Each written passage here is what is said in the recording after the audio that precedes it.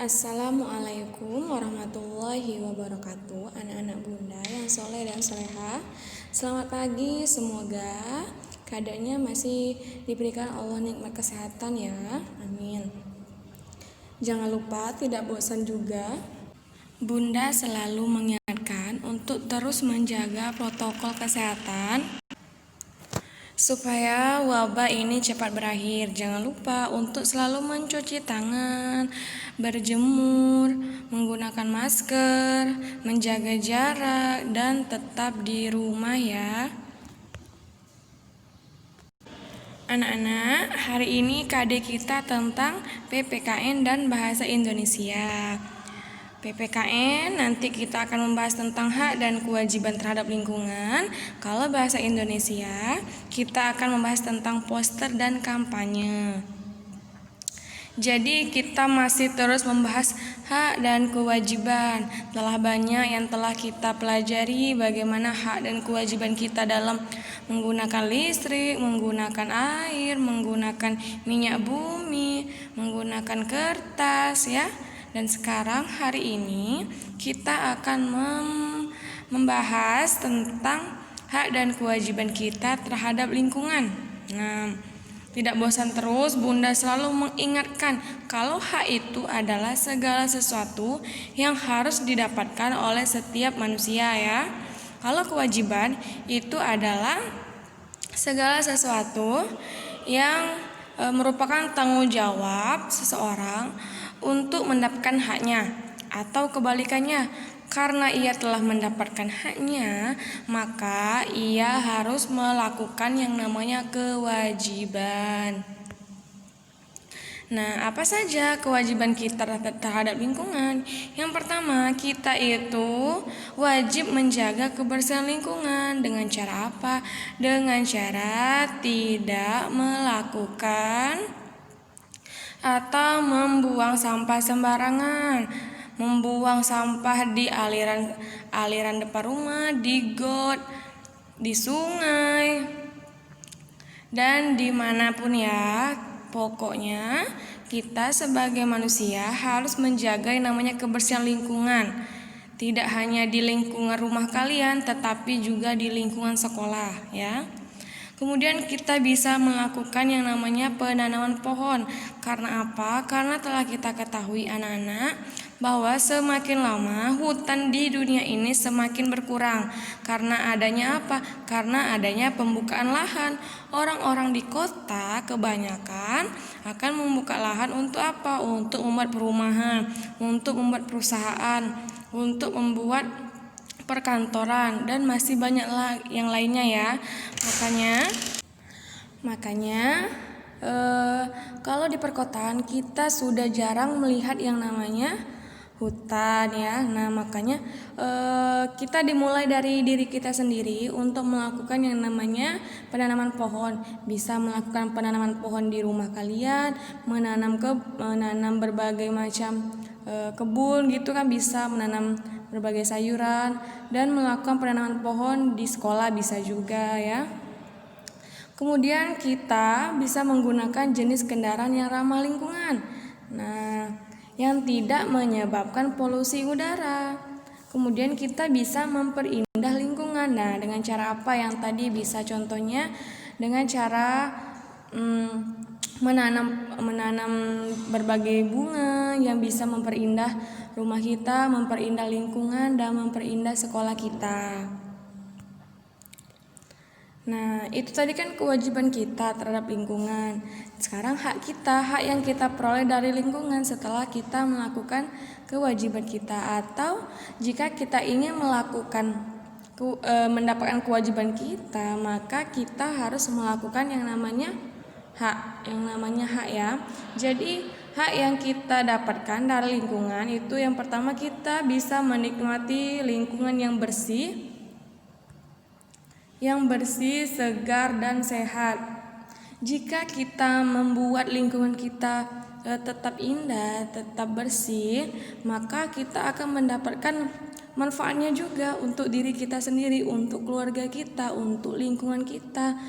Kita bisa menikmati yang namanya lingkungan yang segar, lingkungan yang sehat, dan lingkungan yang bersih. Kemudian, jika kita menjalankan kewajiban kita terhadap lingkungan, kita juga bisa mendapatkan air yang bersih dan sehat.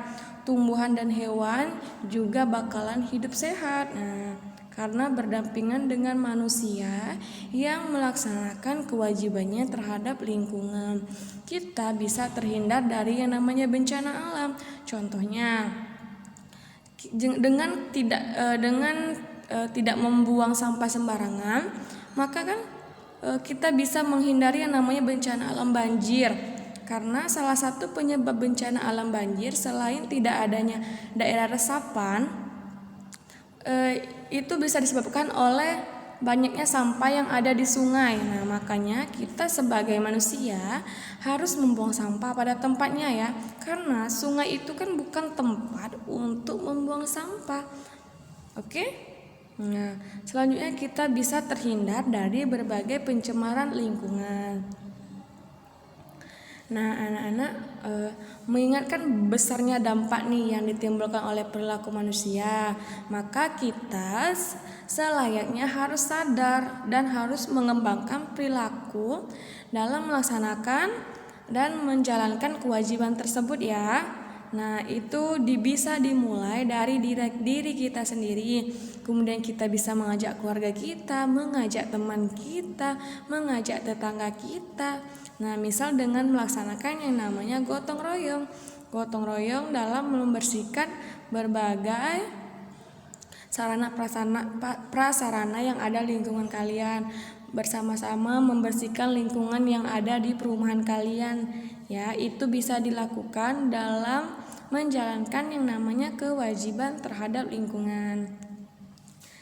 Yang tadi itu adalah KD tentang PPKN. Sekarang kita akan membahas tentang bahasa Indonesia itu tentang poster.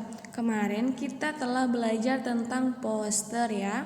Jadi poster itu adalah media publikasi yang memadukan antara tulisan dan gambar. Nah, jadi tujuan poster itu untuk supaya masyarakat luas itu mengikuti ajakan yang ada di dalam poster. Jadi tujuan dari orang membuat poster itu supaya masyarakat yang melihatnya itu dapat mengikuti omongan atau perkataan atau kalimat yang ada di dalam poster ya. Atau tujuan khususnya itu sesuai dengan si pembuat poster itu sendiri ya. Nah, ciri-ciri poster itu telah kita ketahui kemarin ya, kalau poster itu harus didesain dengan huruf dan gambar, harus menarik, harus menggunakan warna yang jelas dan dapat dibaca oleh orang yang sambil lalu kayak gitu ya. Bahasanya yang padat, yang jelas, yang singkat dan yang mudah dipahami. Nah, anak-anak, poster itu ya dapat berguna sebagai media untuk menyebarkan informasi dan ajakan kepada masyarakat luas untuk melakukan sesuatu yang ada di poster yang kita buat misalnya ya. Nah, supaya orang mengikuti ajakan atau kalimat yang telah kita buat di dalam poster, kita bisa melakukan yang namanya kampanye. Nah, apa itu kampanye?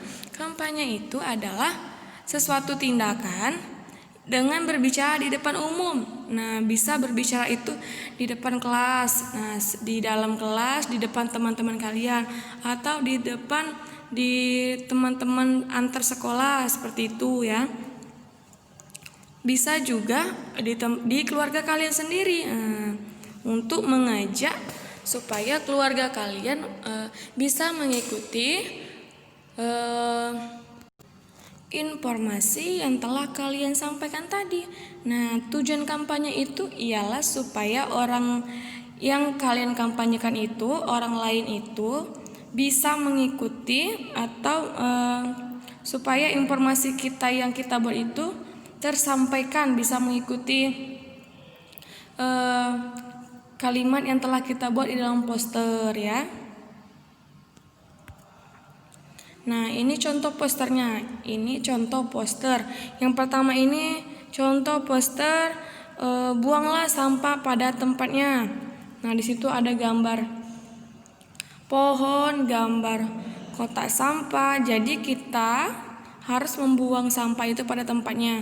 Kemudian contoh kedua yaitu kita bisa hidup bersih dan sehat. Nah, jangan lupa apa? Jangan lupa mencuci tangan menggunakan sabun.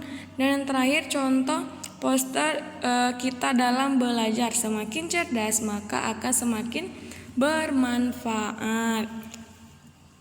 Nah, nanti anak-anak tugas kalian yaitu membuat poster tentang pencegahan COVID-19 dan kampanyekan poster yang telah kalian buat tersebut kepada anggota keluargamu. Nah, kampanyenya itu nanti di depan keluargamu ya. Bisa ayah, ibu, kakak, adik, ayu, nenek, kakek, pokoknya keluargamu ya yang bisa kalian kampanyekan. Nah, nanti kalian sambil memegang poster yang telah kalian buat tadi, oke? Nah, ini ya, kita harus menjaga protokol kesehatan ya. Dan kalau bisa jangan melihat poster, melihat contoh di sini ya. Nah, ini kan yang telah sering kita lihat selama pembelajaran. Nah, Bunda harap kalian membuat posternya nanti sesuai kreativitas kalian sendiri ya. Oke. Baiklah anak-anak Bunda akhiri pembelajaran hari ini. Apabila masih ada yang ingin ditanyakan, langsung tanyakan ke Bunda ya. Bunda akhiri pembelajaran hari ini dengan mengucapkan wabillahi taufik wal hidayah. Wassalamualaikum warahmatullahi wabarakatuh.